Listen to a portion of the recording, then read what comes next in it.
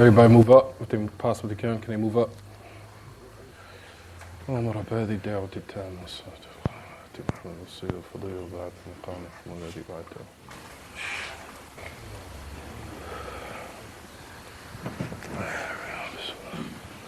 بسم الله. الله جزاكم الله خيرا.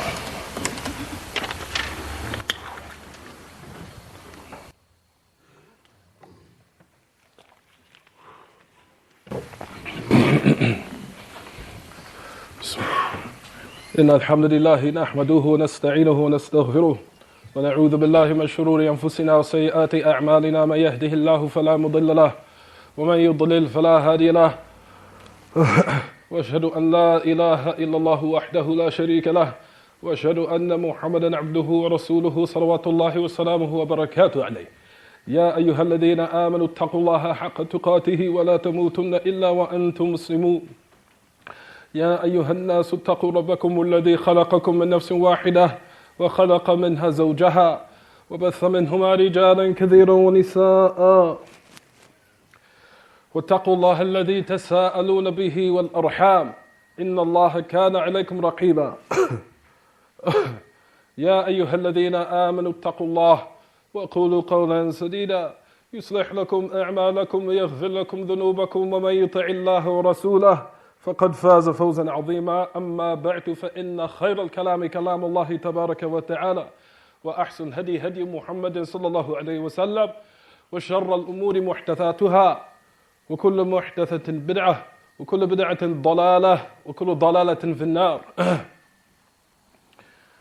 As a brief reminder and likewise an enlightenment to our brothers of why Ahl Haqq and why as-Salafiyun, why they are so stern against innovations in its people. Because a lot of us, or some of the people, don't realize that which is of this tremendous matter in our religion, in which Allah Ta'ala Himself, as you will find and we'll talk about inshaAllah, speaking on the ills of that which is of innovations in His people. Because there's people out there that probably trying to figure out why of you, Salafiyun, or the people of the truth, why are you hard against innovations? Why is it that your ghir, or that which is of your jealousy for the religion of Allah Ta'ala takes you to the point that you are very angry and stern against this matter? And this is a brief enlightenment, inshaAllah, in these brief minutes, as we'll try to elaborate on a little of why bid'ah, why innovations are religious considered something tremendous. Rather, it's considered something that's worse than sin. Rather, it's considered something that's worse than ma'asi. It's considered worse than sin, ya ma'ashal ikhwa. As we know that the other of the Salaf, they used to say that anna al-bid'a ahabu ila iblis min al-ma'asi. That which is of innovations is more beloved to shaitan than that which is of mere sin and disobedience. For that reason, we start off by saying this. The asl of that which is a bid'ah, or the first person who fell into a discrepancy, which goes back of that which is of some type of problem in the origin or the foundation of one's religion. For one has to look in this aspect, in this perspective of that which is of the person's belief. And this is what makes you a Muslim. And this is what makes you Salafi. And this is what makes you Sunni. Is your i'tiqad. Is your belief and your creed of that which you believe. And that which makes you distinct from that which is of the people of kufr. And also likewise the people of deviation and innovation. Is your i'tiqad. And it is the most precious thing that you carry in your chest is your belief, your iman. There is nothing more precious or more valuable than that which you carry in your chest as far as your belief, ya ma'ashal ikhwa. And for that reason, it's more valuable than your children. It's more valuable than your wealth. It's more valuable than your car. It's more valuable than anything you can think of. It's your i'tiqad. Because that is what's going to benefit you when you're put under that dirt in your grave. It's your i'tiqad and that which you did as far as applying and working in accordance with it. So your i'tiqad, your belief is your most precious thing that you carry in your chest. It is the most valuable. And for that reason, you need to realize it is the most thing that you want to put forth your utmost effort in preserving and saving from anything that taints it or pollutes it. Because a Muslim realized that which he carries of his iman and his i'tiqad is the most precious thing. It is more that which is more valuable than you going to the doctor. Rather, the person who disseminates knowledge to you is your doctor.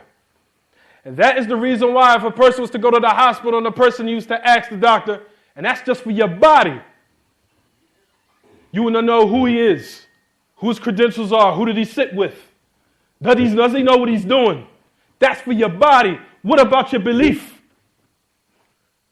Well, that which is your connection with Allah tabaraka wa ta'ala. And that which binds you to the Prophet sallallahu alaihi wasallam is your i'tiqad, is your belief. And for that reason, you will find that which is a bid'ah is considered from that which is the most dangerous of affairs because it pollutes one's usul, or the foundations of his belief system. It taints it. And also the other of that which we're going to talk about, inshallah, starting from the first person, the first one who fell into a discrepancy in his belief was Shaitan himself. Rather, as Sheikh Muhammad Abdul-Wahhab, as he mentions in his book called Qissa Ta'ada with Iblis, that he mentioned in his book, Sheikh Muhammad Abdul-Wahhab, rahimahullah, and he was comparing that which is of the level of sin or the magnitude of sin in which Iblis fell into, in comparison to Adam, and looking at the final outcome of what happened to both as a result of what type of sin they fell into.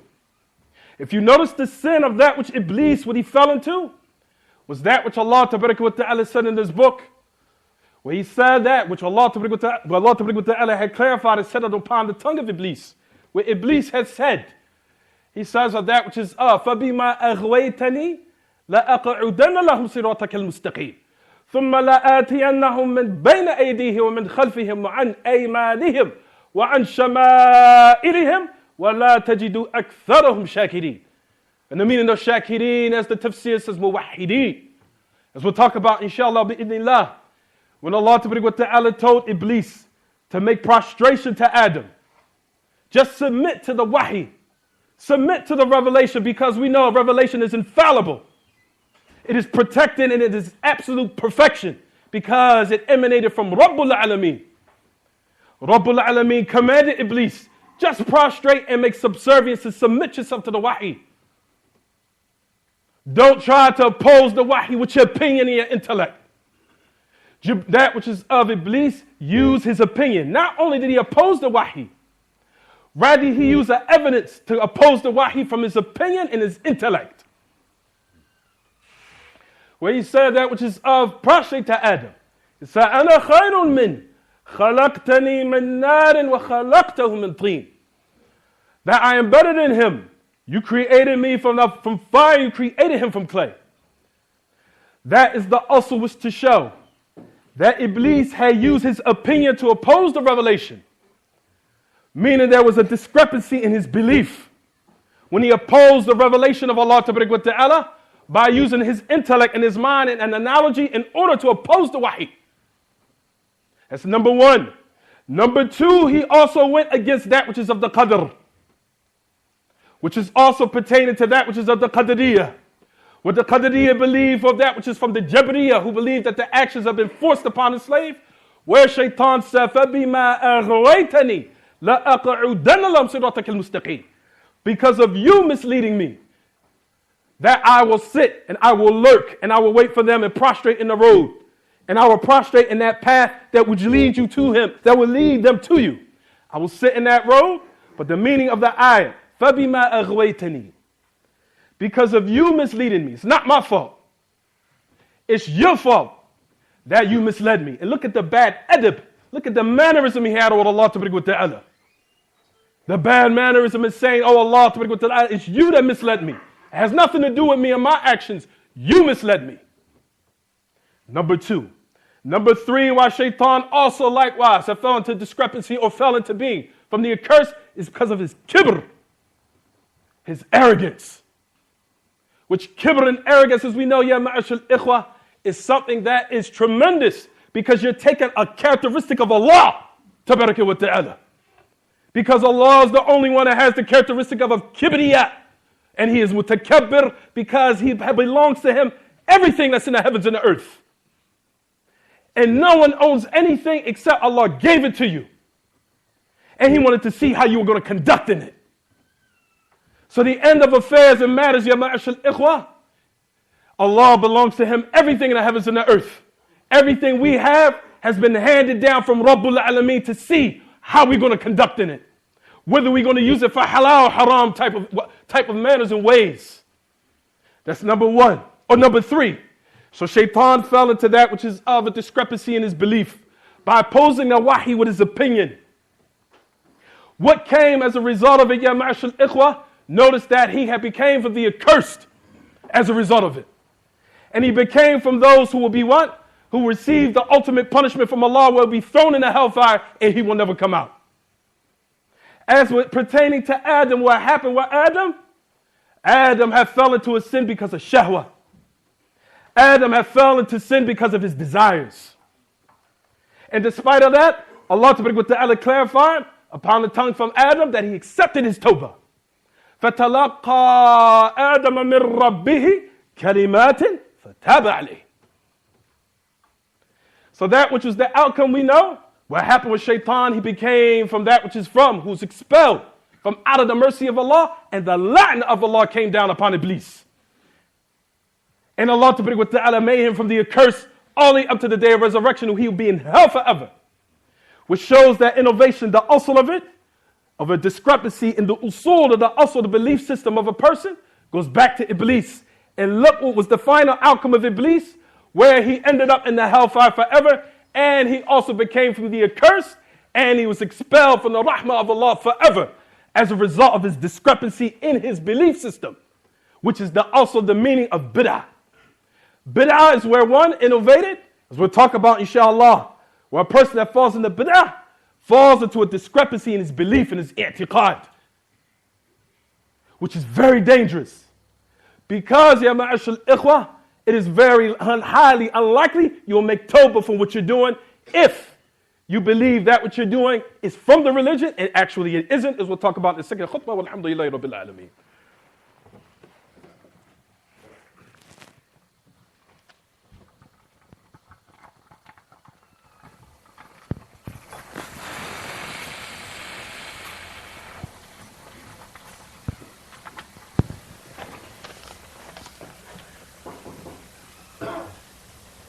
Is it locked?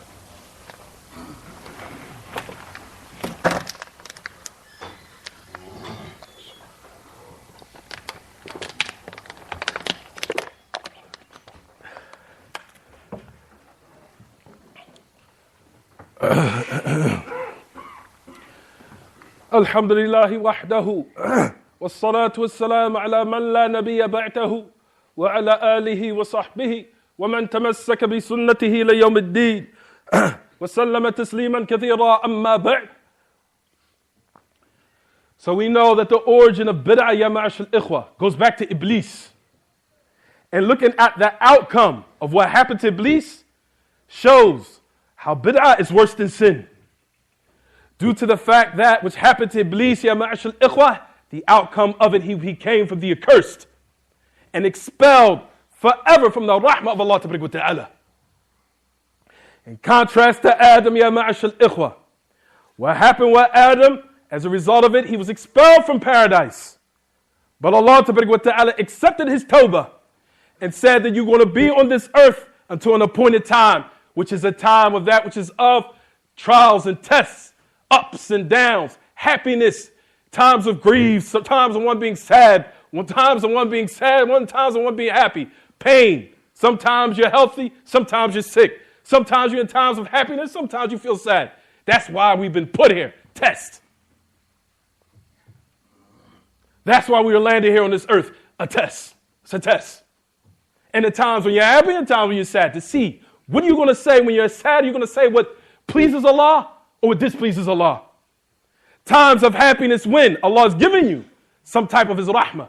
See if you're going to be thankful. It's all a test. For the first reason, like we said, this is the asl of the reason why bid'ah is considered what? Dangerous. Because who fell into it was Iblis himself. We opposed the wahi with his opinion. Why do we have to, why is it that men have to, why is it that we have to Why is it that we have to stay away from, why we have to grow our beards? That, to me, that's like being a savage. Why can't we listen to music? I don't understand, why do we Muslims have to stay away from music? I mean, we have to modernize ourselves and be more sophisticated and blend in life. It's a discrepancy in the belief system. It's a discrepancy in the usul of what makes you a Muslim. There's a problem.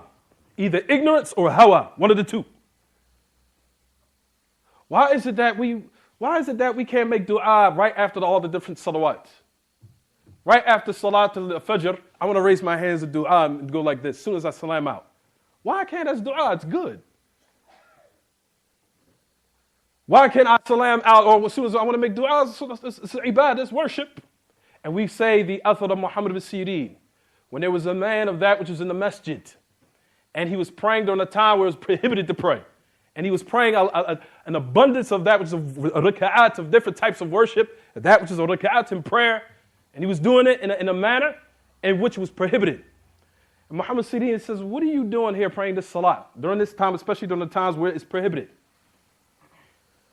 And he said to Muhammad bin Sirin, he said to him, he says, هل يعذبني الله على العبادة? Will Allah punish me for worship? Muhammad Sirin said, لا ولكن يعذبك عن مخالفة السنة. He said, no, Allah won't punish you for worship, but He'll punish you for opposing the sunnah. That's one instance. Another instance, for that which is of to show the ugliness of bid'ah, because number one, it is a way in which shaitan has used over the times in order to either destroy a religion, or to twist it, or to wipe it out, or to change it. That's how shaitan, what he uses is innovations. And that's what happened with the Jews and the Christians, to the point where they are upon a religion that is totally different from what the prophets had called to, due to innovations. Innovative matters, newly invented matters being incorporated in the religion, to the point that is totally different from what that which Isa and Musa alayhim as-salatu was-salam had called to. Totally different. Rather, Jesus never even called to the worship of himself, nor did he call to the worship of that which is of him being the third of three, or dying on the cross for the atonement of that which is of the sins of mankind.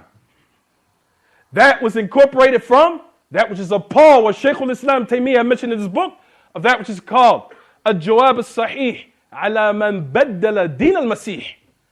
The correct answer, the one who changed the religion of Jesus Christ. And he said the reasons of why it was changed was because of innovations. It was because of newly invented matters. People start bringing their opinions and their desires and feeling this way and feeling that way. And I feel this is good and I feel that's something nice. Bringing it in until Paul totally changed the religion of Isa ibn Maryam. Just as Shaykh al-Islam said that Paul to the Christians is like Abdullah ibn Saba al-Yahudi to that which is of Ahl al-Islam. And we know Abdullah ibn Saba, the Jew, is the founder of the Shia, which his purpose was to come and try to change the religion or cause them to be in the different sects. And he said Paul is just like Abdullah ibn Saba. For that reason we say, for innovations, ya ma'ashal ikhwah, that which is of innovations, number one, is a wasila min ash-shaytan li tahrif ad-din, or hadmihi, that which is of ta'wilihi, or tahrifihi, or hadmihi tamaman. In order to change a religion, distort it, or destroy it. As we know, some of the athar of the Salaf that they used to say, there's not a person that practices an innovation except that he puts by a death of a sunnah of the Prophet ﷺ. That's another reason why it's disgusting. Another reason why it's disgusting, and I'll leave off here on this ayah. Now focus on this ayah. As Ibn al-Qayyim mentions in I'lam al-Waqi'in. قُلْ إِنَّمَا حَرَّمَ رَبِّي